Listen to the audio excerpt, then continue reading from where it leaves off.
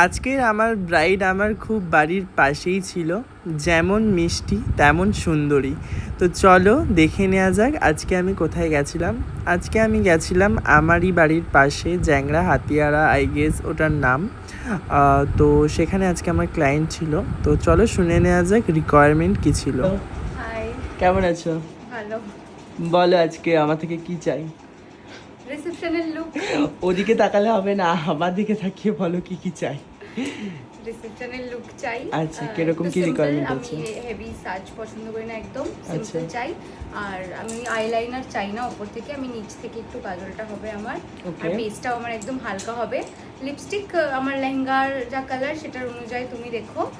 আর চুলটা ছাড়া থাকবে, আর ফুল মানে এখান থেকে থেকে ফুলটা পেছন থেকে হবে। ঠিক আছে, চলো দেখা যাক কতটা করা যায়। ক্যামেরা লুক দাও, বরকে সারাদিন দেখবে।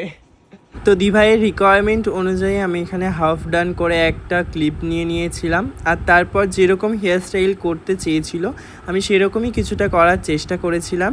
তো তোমরা ফুল লুকটা দেখে নিয়ে জানিয়ে দিও যে তোমাদের কেমন লাগছে। আমার তো খুব ভালো লেগেছিল। দিভাই খুব সুইট অ্যান্ড খুব মিষ্টি, ছোট্ট একটু মুখ, লক্ষ্মী ঠাকুরের মতন দেখতে। আই উইশ কি আমি দিভাইকে বিয়ের দিনেও সাজাতাম, একদম লক্ষ্মীর মতো করে সাজাতাম।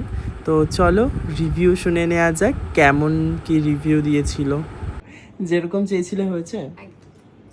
এরকম চেয়েছিলাম। সুন্দর লাগছে। চলো টাটা।